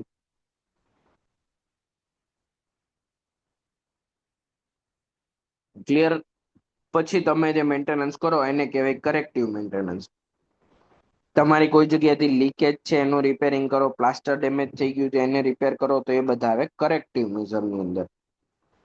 પછી આવે ઇમરજન્સી મેન્ટેનન્સ. તો ઇમરજન્સી મેન્ટેનન્સ ની અંદર ફ્લડ જેવી સિચ્યુએશન આવી ગઈ, એના કારણે કોઈ રિપેરિંગ કરવું પડ્યું, બ્રિજનું રિસ્ટોરેશન કરવું પડ્યું, કોઈ જગ્યાએ આખા ગુજરાતની અંદર એક જ જગ્યાએ બ્રિજ પડી ગયો, તો આખા ગુજરાતની અંદર ઇમરજન્સી મેન્ટેનન્સ કરવામાં આવે.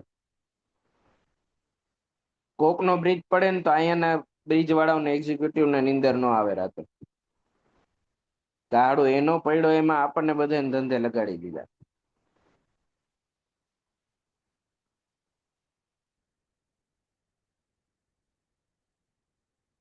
આ ફેક્ટ વસ્તુ છે, બરાબર. Emergency maintenance. ક્લિયર.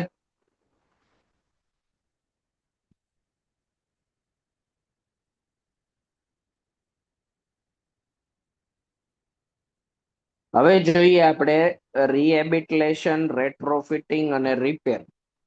ત્રણ વસ્તુ આવે મેં. મેન આનો આસ્પેક્ટ શું છે, પર્પસ શું છે? તો જે કંઈ પણ ડેમેજ પાર્ટ છે એને રિપેર કરીએ, બરાબર, એને કહેવામાં આવે રિપેર. રીહેબિલિટેશન નો મેઇન પર્પસ શું છે?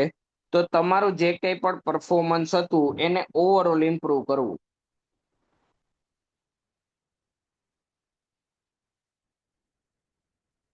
અને રેટ્રોફિટિંગ એટલે શું? રેટ્રોફિટિંગ એટલે કે સ્ટ્રેન્થને એનહાન્સ કરવી, ઇન્ક્રીઝ કરવી. અર્થક્વેકની કન્ડિશનની અંદર તમે સ્ટ્રેન્થ વધારો. આની અંદર શું કર્યું છે? તમે ખાલી જે ડેમેજ હતું એને રિપેર કર્યું. આની અંદર પેલા જેવી જેવી સ્ટ્રેન્થ લઈ આવ્યા, આમાં પેલા કરતા વધારે સ્ટ્રેન્થ લઈ આવવાની. આને કહેવાય રેટ્રોફિટિંગ.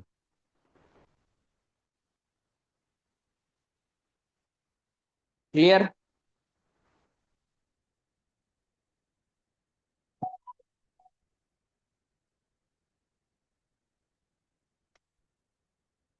પછી એક્સટેન્ટની વાત કરીએ તો રિપેરિંગ કયા એક્સટેન્ટ તો લોકલાઇઝડ હોય, રીહેબિલિટેશન આખા સ્ટ્રક્ચરની અંદર કરવામાં આવે, અને રેટ્રોફિંગ સ્ટ્રક્ચરલ સ્ટ્રેન્થનિંગ કરવાનું હોય,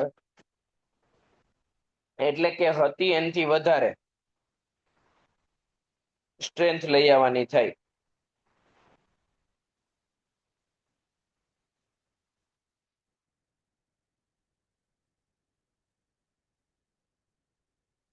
ક્લિયર. એક્ઝામ્પલ લઈને આપણે વાત કરીએ તો સપોઝ કોઈ જગ્યાએ ક્રેક છે, એને તમે ફીલ કરી તો એ રિપેરિંગ કર્યું કહેવાય. રીહેબિટલાઇઝેશન બ્રિજની અંદર કરવામાં આવે કે જેની ઓરિજિનલ સ્ટ્રેન્થ હતી એ પાછી આવી ગઈ.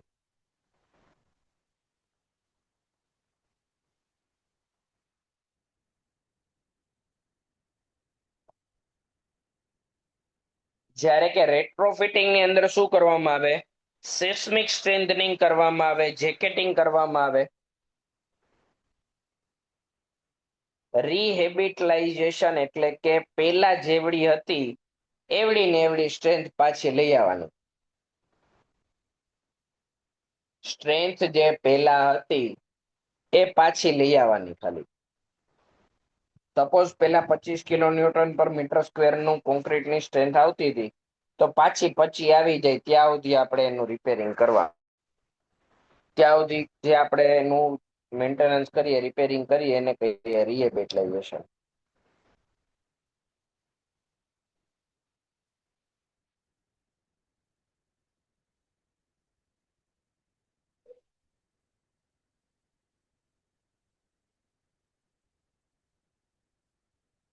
ક્લિયર? આ એફઆરપી તો ખબર ને, ફાઈબર રેન્ફોર્સ પોલિમર.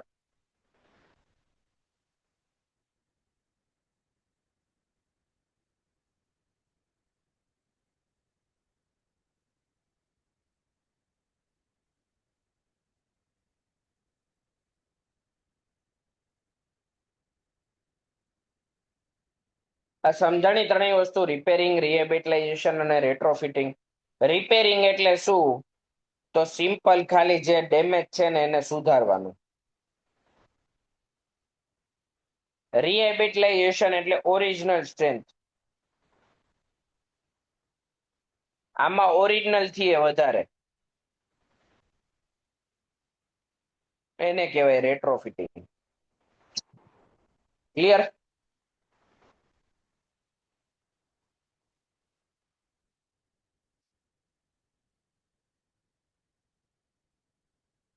હવે જોઈએ આપણે electrical layout of simple building. તો electrical layout of simple building ની આપણે વાત કરીએ તો સિમ્પલ તમારું ઇલેક્ટ્રિકલ લેઆઉટ શું છે?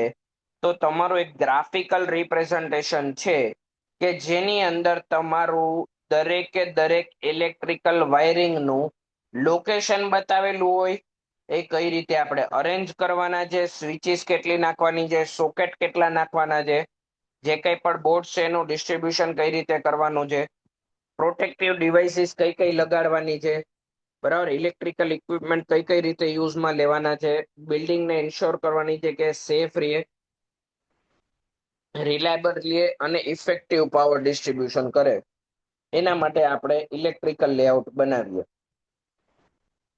તો એની પ્લાનિંગ ની અંદર શું કરવામાં આવે? તો એનું સૌથી પહેલા તો એસ્ટિમેટ બનાવવામાં આવે લોડ માટેનું, કે કઈ રીતે લોડનું ડિસ્ટ્રીબ્યુશન કરવાનું છે. એના માટેનો સૌથી પહેલા અંદાજો લગાડવામાં આવે. પછી મેક્સિમમ ડિમાન્ડ કેટલી આવે છે એ ચેક કરવામાં આવે. એના મુજબ આપણે અલગ અલગ એની પાવર સર્કિટ દોડાવવાની થાય. લોકેશન સાઇટ ઉપર આપણે ચેક કરવાનું થાય કઈ જગ્યાએ સ્વિચીસ નાખવી, કઈ જગ્યાએ સોકેટ નાખવા. એડેક્વેટ અર્થિંગ કરાવડાવવાનું કે જેથી કરીને કોઈ પણ જગ્યાએ ફોલ્ટ સર્જાય તો માણસને કોઈ જાતની તકલીફ પડે નહીં. કેબલની સાઇઝ પ્રોપર ડિસાઇડ કરવી, જે પ્રમાણે એનું ઇલેક્ટ્રિફિકેશન ક્રાઇટેરિયા હોય એ મુજબ. વોલ્ટેજ ડ્રોપ ઓછું થાય એના માટેનું પ્લાનિંગ કરવાનું થાય. લોડ ફ્યુચરમાં એક્સપાન્ડ કરવો પડે તો એ ઇઝીલી થઈ શકે એ રીતે આપણે એનું પ્લાનિંગ કરવાનું થાય. અને ઇમરજન્સી લાઇટિંગ જ્યાં જરૂર પડે ત્યાં યુઝમાં લેવાની થાય. આ બધા પોઈન્ટ એવા છે કે જનરલ બુદ્ધિથી વિચારીએ ને તોય આપણને આવડે. સૌથી પહેલી વસ્તુ પ્રિવેન્ટિવ મેઝર, જે આપણે વાત કરતા હતા ઇલેક્ટ્રિકલની અંદર, તો એની પહેલી ડિવાઇસ આવે ફ્યુઝ.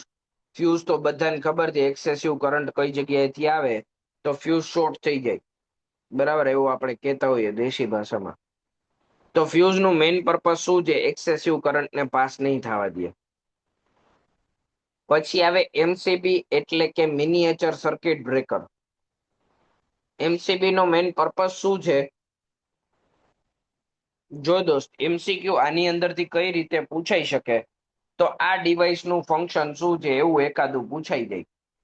અથવા તો ઇલેક્ટ્રિકલ લેઆઉટ શા માટે બનાવવામાં આવે નીચે બધા ઓપ્શન આપેલા હોય.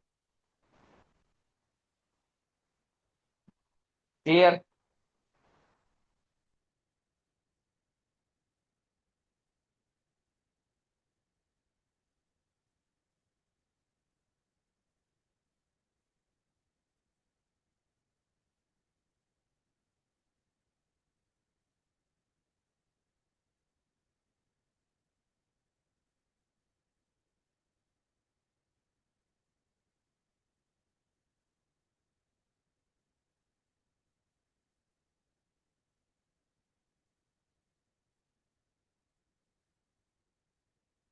એમસીબી એટલે કે મિનિએચર સર્કિટ બ્રેકર. આનું ફંક્શન શું છે?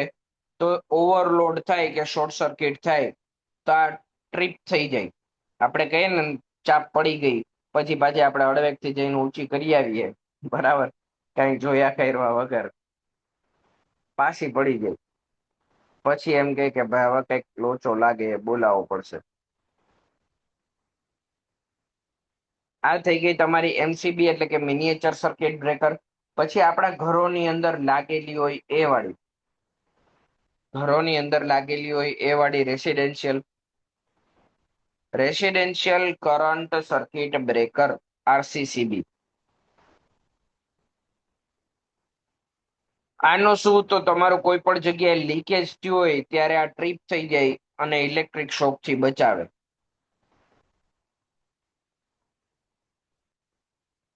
પછી આવે સર્જ પ્રોટેક્શન ડિવાઇસ એટલે કે એસપીડી.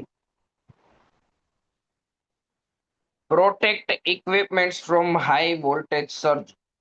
વોલ્ટેજના જે કંઈ પણ વધારા ઘટાડા આવતા હોય, ફ્લક્ચ્યુએશન આવતો હોય, એને એબ્ઝોર્બ કરી લે. એને કહેવામાં આવે એસપીડી એટલે કે સર્જ પ્રોટેક્શન ડિવાઇસ. પછી આવે આપણું આઈસોલેટર. આઈસોલેટર નામ ઉપરથી જ ખબર પડે, છૂટું પાડી દે, આઈસોલેટ કરી દે. Disconnect the electrical supply for maintenance. Maintenance કરવું હોય તમારે કોઈ પણ જગ્યાએ તો તમારે આઈસો ખોલી દેવાનો એટલે મેન્ટેનન્સ થઈ જાય. ઈએલસીબી પણ આવે આવે આવે સાચી વાત છે. ઈએલસીબી ને એમસીબી બે વસ્તુ આપણે ભણ્યા નાના હતા ત્યારે.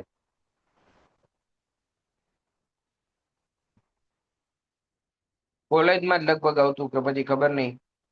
અર્થ લીકેજ સર્કિટ બ્રેકર અહીંયા લખી દઉં છું. ઈ આ વાળું જ છે.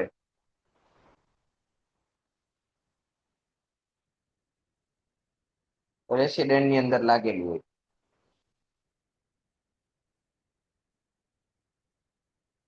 એમસીબી ને ઈએલસીબી માં શું ફરક? એ આપણે ભણવાની જરૂર નથી. એ ઇલેક્ટ્રિકલ વાળા કહે. તમને ક્વેશ્ચનમાં એવું લખેલું બતાવે કે અર્થ લીકેજ છે તો આરસીસીબી ટીક કરજો. ખાલી ઓવરલોડ નું પૂછે તો એમસીબી ટીક કરજો. આ બિલ્ડિંગ સર્વિસ અને ઇલેક્ટ્રિકલ લેઆઉટ વાળો એક પોઈન્ટ છે તમારામાં સીપીએમમાં, જોજો. એની અંદર આ બધી વસ્તુ આવે.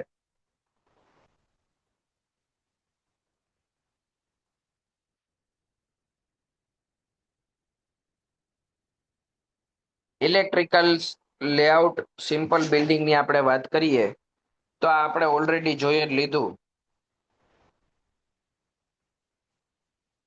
આ જોઈ જ લીધું ને અત્યારે, એકવાર તો આવી ગયું, પાછું એવું લાગે. જો એચવીએસી આ ટર્મ ઇમ્પોર્ટન્ટ આપણા માટે.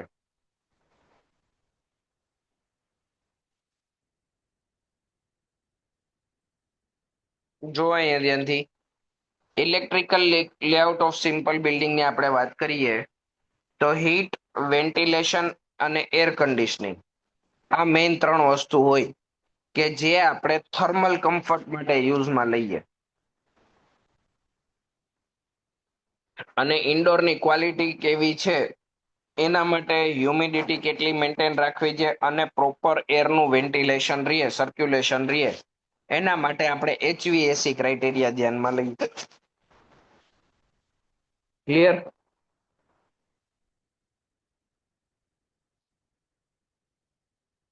પછી આવે ફાયર સેફટી. તો ફાયર સેફટી ની અંદર ફાયર માટેના મેઝર્સ જે કઈ પણ આપણે લેવા પડે, પ્રિવેન્ટ કરવા પડે, બરાબર.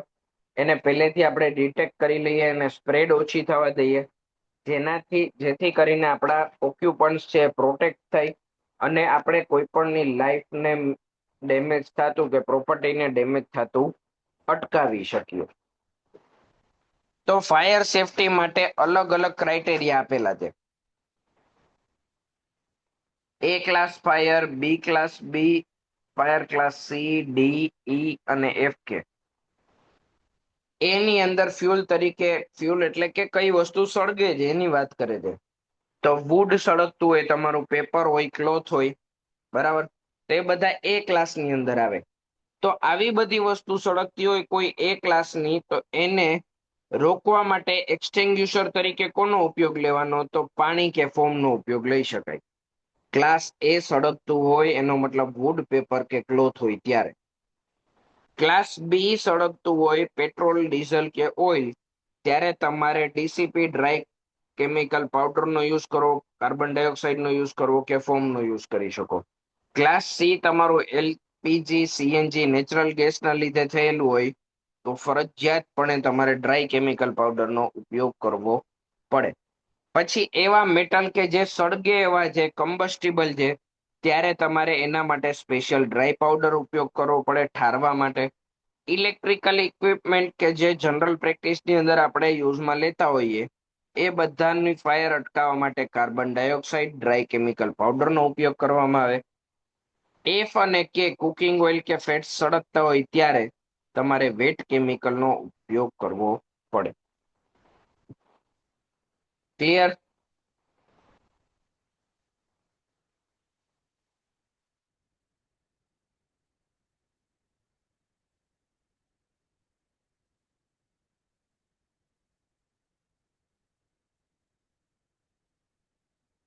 Under many modern standards, electrical fires are treated according to fire involved after de-energizing, but practice of E-class is widely used in India for live electrical equipments.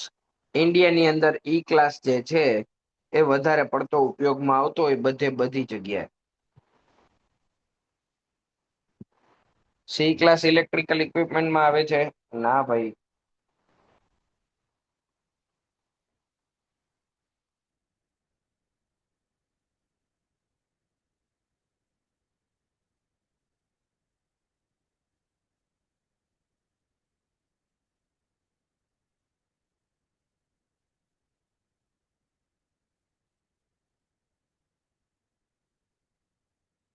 C class ઘણી બધી જગ્યાએ ઇલેક્ટ્રિકલ ઇક્વિપમેન્ટ પણ કયા પેલા energised electrical equipment.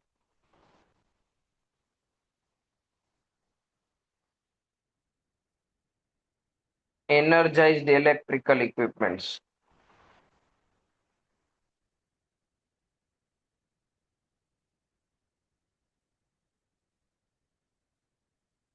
Oppo વાળા ભાઈબંધ.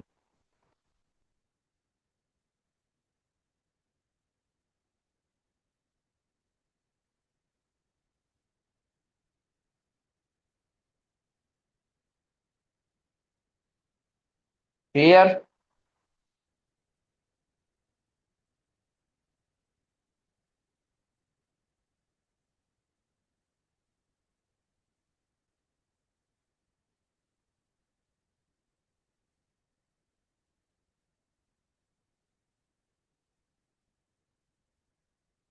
કઈ ઉપર નીચે નથી થઈ ગયું ને? એકવાર જોઈ લઉં. વુડ, પેપર, ક્લોથ એ ક્લાસની અંદર આવે, બરાબર છે.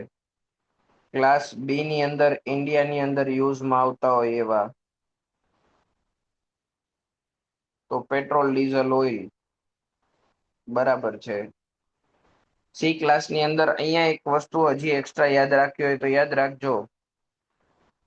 Energised electrical equipment.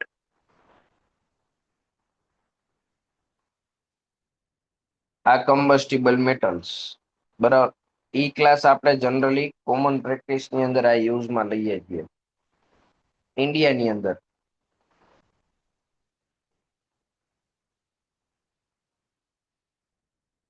ક્લાસ નહીં પૂછે કદાચ તમને કે કયું કોની અંદર આવે, પણ એક્સટેન્ગ્યુશર પૂછશે કે આને રોકવા માટે કોનો ઉપયોગ કરવાનો.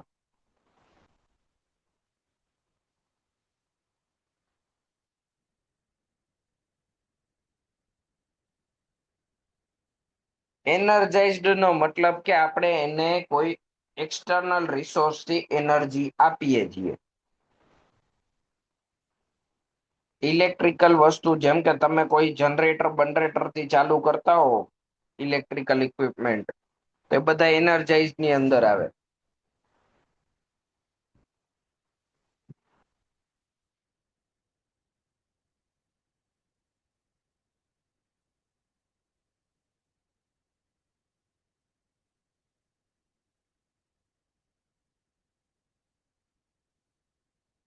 લાઈવ પુરવઠો બધું હોય ને એ બધું એનર્જાઇઝ ની અંદર આવે. લાઈવ કરંટ હોય.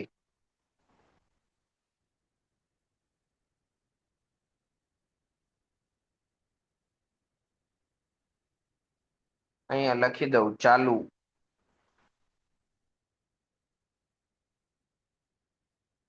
રિલેવન્ટ સ્ટાન્ડર્ડ બધા માટેના. તો national building code of India fire prevention માટે, ડિટેક્શન પ્રોટેક્શન ઇવેલ્યુએશન માટે, એનબીસી નો આપણે યુઝ કરીએ ઇન્ડિયાની અંદર, આ બધા માટે. બરાબર.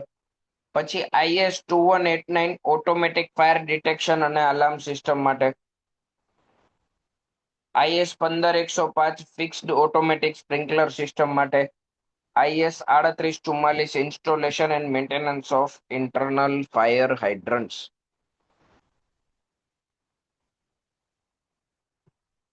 પછી ફાયર સેફટી માટેના એક્ટ કોડ્સ ઇન્ડિયાની અંદર યુઝમાં થતા હોય અને ગુજરાતમાં ઉપયોગમાં આવતા હોય એવા.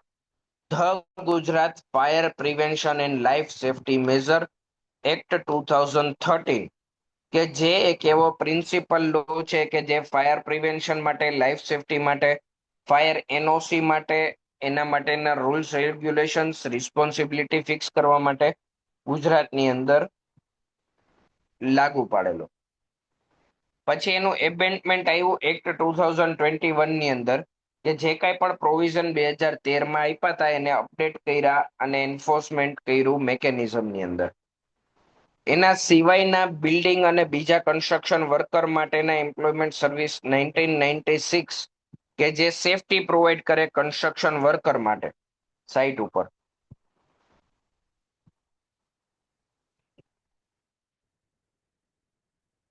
પછી આવે occupational safety health working condition OSH 2020 ની અંદર, કે જેની અંદર બધા કોન્સોલિડેટેડ રિપોર્ટ છે.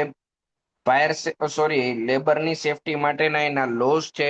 ઓક્યુપેશનલ સેફટી માટેના મેઝર્સ ઇન્ક્લુડિંગ ઇમરજન્સીની અંદર શું કરવું, ફાયરના વર્કપ્લેસ, ફાયર થાય કોઈ પણ જગ્યાએ વર્કપ્લેસ ઉપર તો ત્યાં શું કરવું, આ બધું આની અંદર આપેલું છે. ક્લિયર. આપણા માટે શું કામનું, તો સાલ સહિત આ નામ યાદ રખાય, એક માર્કમાં ક્યાંક કામ લાગે.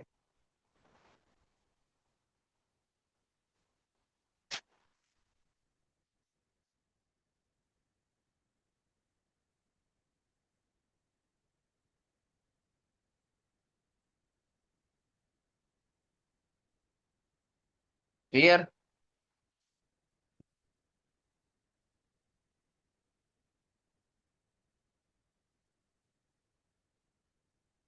ક્લિયર અહીંયા સુધી.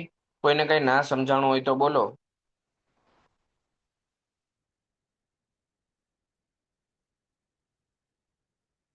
આટલું બીજી વાર લખાઈ ગયું છે.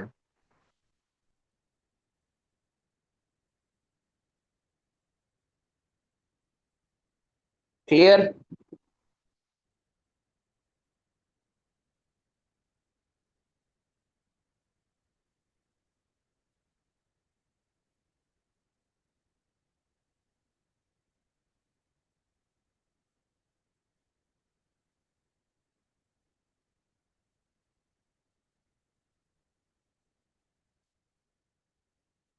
હા હા મોકલી દઈશ MCQ.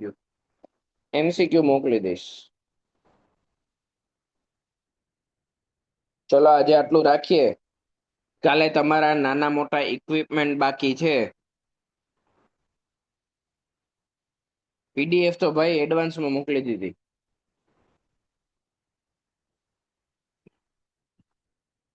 ઇક્વિપમેન્ટ ને એમસીક્યુ. ઓકે, ચલો મળીએ.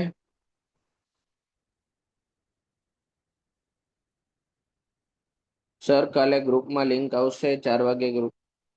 4 વાગે મેસેજ કર્યો તો ફીસ માટે એકેડેમીના નંબર પર. સીન નહીં કર્યો.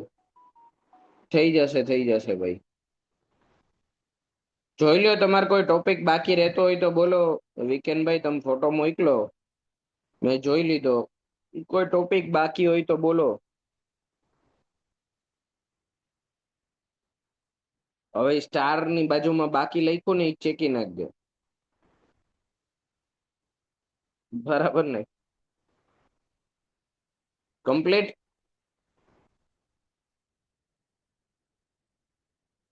કાલે તમારા ઇક્વિપમેન્ટ છે એ અને એમસીક્યુ. સૌરવભાઈ સોલ્યુશન આવી જશે આનું, ચિંતા નહીં કરતા.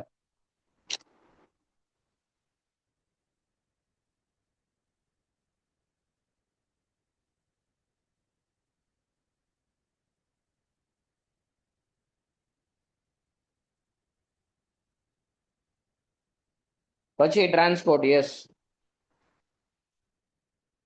આ પીડીએફ મોકલી દો.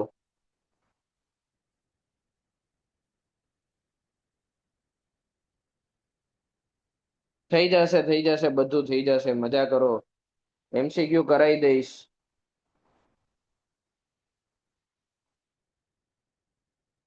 ચલો મળીએ. જય અંબે, જય શ્રી કૃષ્ણ, હર હર મહાદેવ. કાલે મળીએ. ટેસ્ટ કહી દઉં છું, ચલો.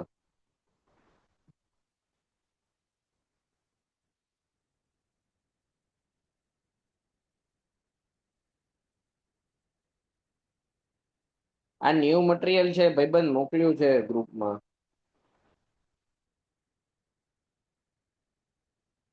એ થઈ જશે અરેન. ચલો ટેસ્ટની ચિંતા નહીં કરતા. બરાબર. બાકી કઈ પ્રશ્ન હોય તો બોલો. ટેસ્ટ તમારી સિક્વન્સમાં લઈ લેશું.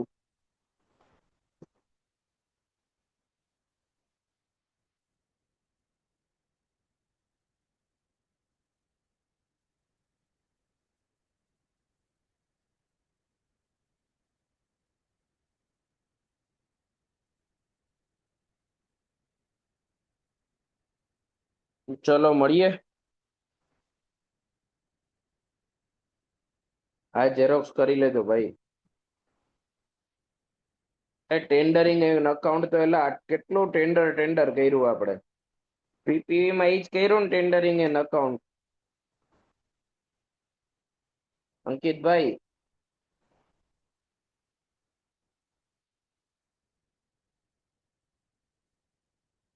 તો પછી પાછું કરવું છે કે શું?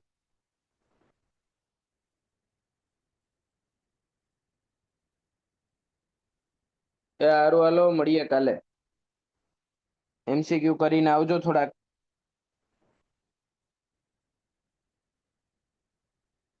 એ જય અંબે, હાલો.